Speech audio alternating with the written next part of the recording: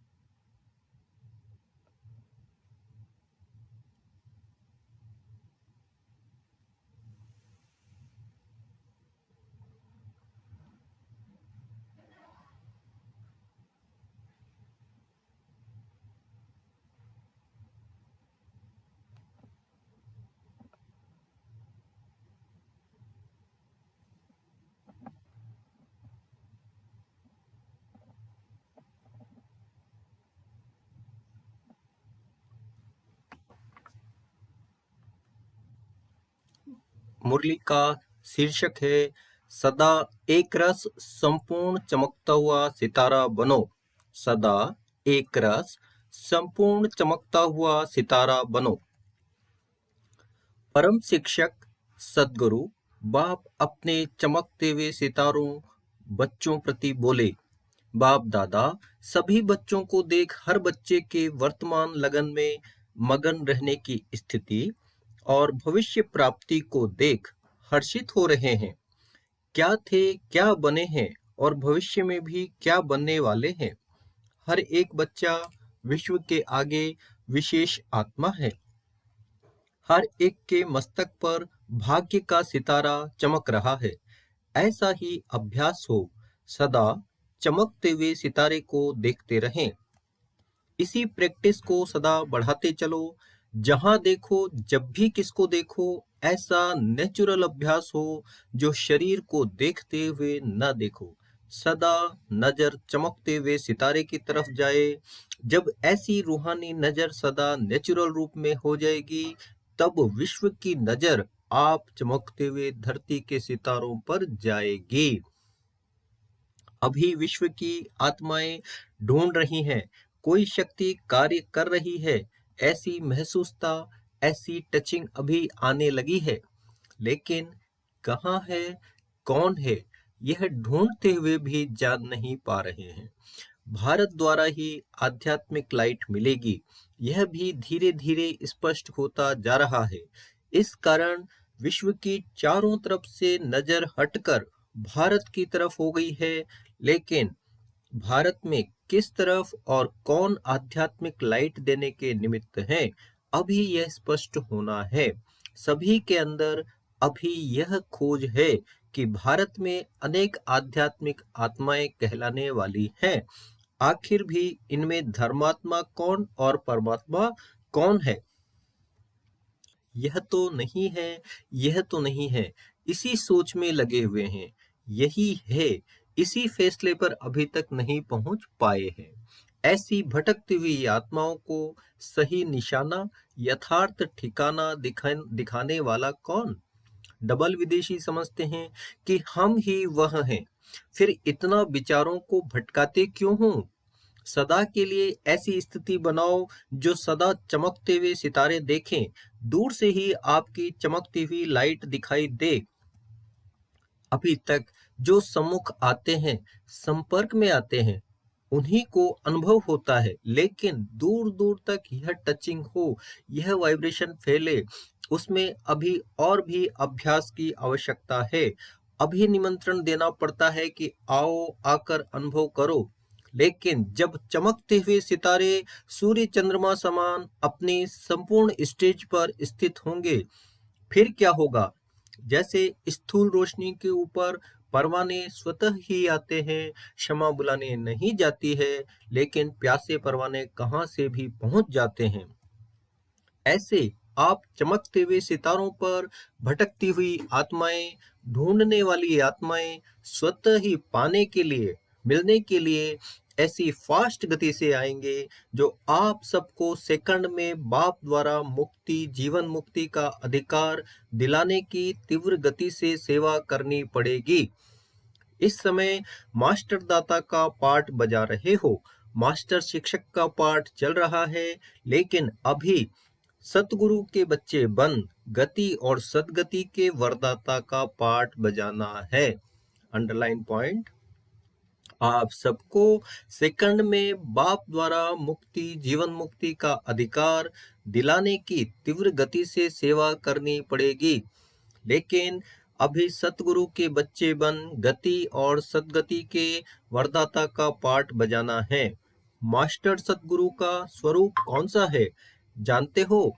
अभी तो बाप का भी, बाप और शिक्षक का भी विशेष रूप से पाठ चल रहा है, इसलिए बच्चों के रूप में कभी कभी बाप को भी नाज और नखरे देखने पड़ते हैं।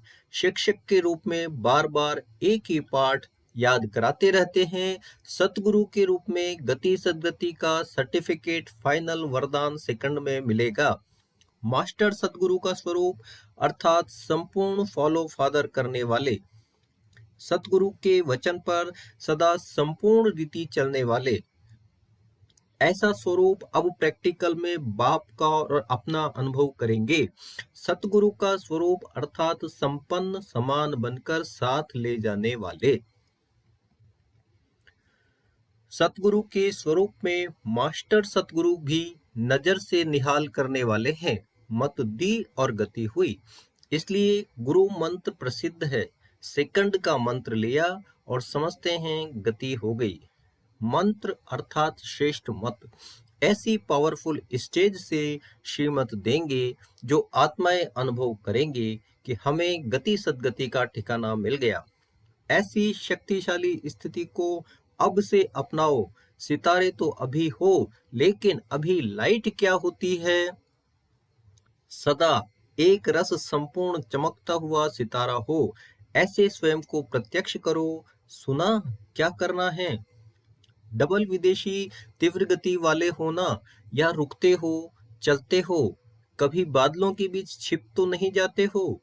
बादल आते हैं, ऐसा संपूर्ण स्वरूप बहुत काल सदा सदा रहे, तब प्रत्यक्षता हो। अभी अभी चमकता हुआ सितारा और अभी अभी फिर बादलों में छिप जाए तो विश्व की आत्माएं स्पष्ट अनुभव नहीं कर सकती। इसलिए एक रस रहने का, सदा सूर्य समान चमकते रहने का संकल्प करो। अच्छा, सभी विदेशी डबल विदेशी बच्चों को और चारों ओर के सेवाधारी बच्चों को सदा बाप समान मन, वाणी और कर्म में फॉलो करने वाले, सदा बाप के दिल तख्त नशीन मास्टर दिलाराम, सदा भटकती हुई आत्माओं को रास्ता दिखाने वाले लाइट हाउस बच्चों को बाप दादा का याद प्यार और नमस्ते। अब बाप दादा की पार्टियों के साथ मुलाकात। नेरोबी पार्टी से। सभी रेस में नंबर 1 होना। नंबर 1 की निशानी है हर बात में विन करने वाले, अर्थात 1 नंबर में आने वाले। किसी भी बात में हार न हो, सदा विजयी। तो नेरोबी निवासी सदा विजयी होना।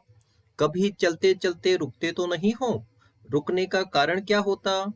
जरूर कोई न कोई मर्यादा या नियम थोड़ा भी ऊपर नीचे होता है तो गाड़ी रुक जाती है। लेकिन यह संगम युग ही मर्यादा पुरुषोत्तम बनने का युग।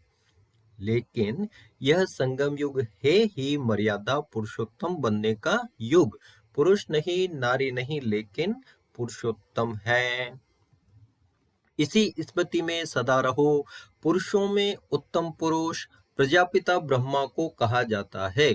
तो ब्रह्मा के बच्चे आप सब ब्रह्मा कुमार कुमारियां भी पुरुषोत्तम हो गए ना। इस स्मृति में रहने से सदा उड़ती कला में जाते रहेंगे, नीचे नहीं रुकेंगे।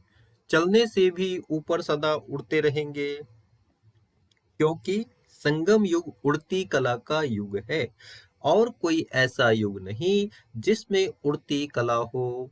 तो स्मृति में रखो कि यह कला का युग है, ब्राह्मणों का कर्तव्य भी उड़ना और उड़ाना है।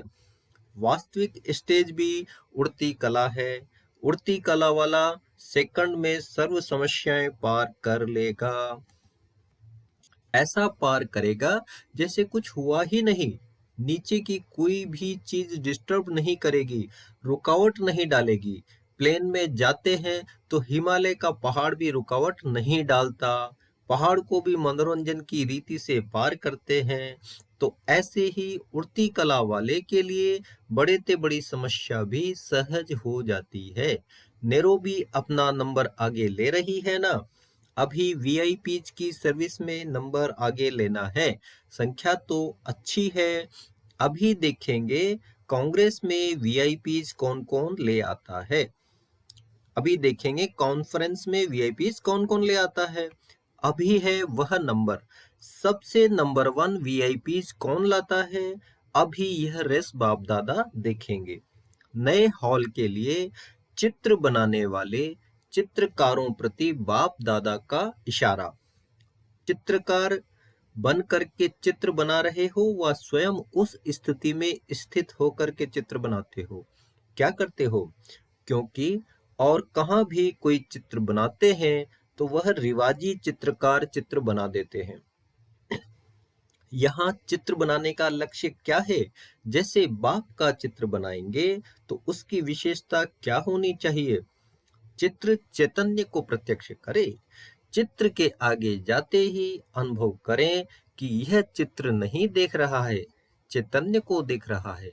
वैसे भी चित्र की विशेषता चित्र जड़ होते चैतन्य अनुभव हो, इसी पर प्राइज मिलती है। उसमें भी भाव और प्रकार का होता, लेकिन रूहानी चित्र का लक्ष्य है चित्र रूहानी रूह को प्रत्यक्ष कर दे, रूहानियत का अनुभव कराए। ऐसे अलौकिक चित्रकार लौकिक नहीं। लौकिक चित्रकार तो लौकिक बातों को नयन चैन को देखेंगे, लेकिन यहाँ रूहानियत का अनुभव हो ऐसा चित्र बनाओ।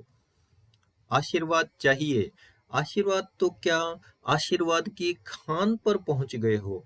मांगने की आवश्यकता नहीं है, अधिकार लेने का स्थान है। जब वर्षे के रूप में प्राप्त हो सकता है तो थोड़ी सी ब्लेसिंग्स क्यों? खान पर जाकर 2 मुट्ठी भर कर आना, उसको क्या कहा जाएगा?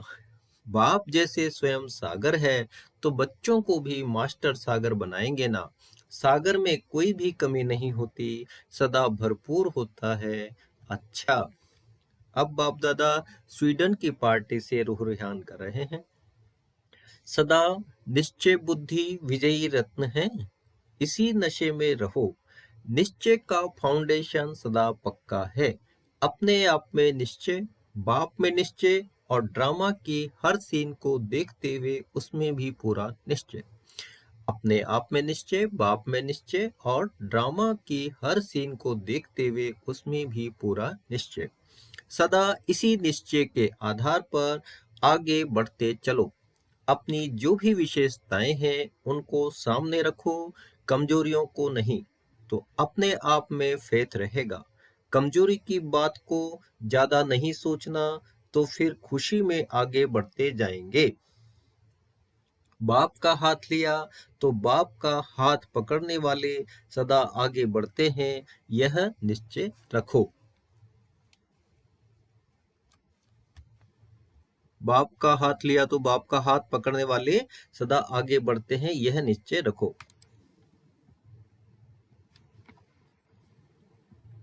जब बाप सर्वशक्तिवान है तो उसका हाथ पकड़ने वाले पार पहुंचे कि पहुंचे, चाहे खुद भले कमजोर भी हो, लेकिन साथी तो मजबूत है ना, इसलिए पार हो ही जाएंगे। सदा निश्चय बुद्धि विजयी रत्न, इसी स्मृति में रहो। बीती सो बीती, बिंदी लगाकर आगे बढ़ो। महावाक्यों का सार। सदा नजर चमकते हुए सितारे की तरफ जाए। जब ऐसी रूहानी नजर सदा नेचुरली रूप में हो जाएगी, तब विश्व की नजर आप चमकते हुए धरती के सितारों पर जाएगी। थैंक यू बाबा इन अव्यक्त मधुर महावाक्यों के लिए। ओम शांति।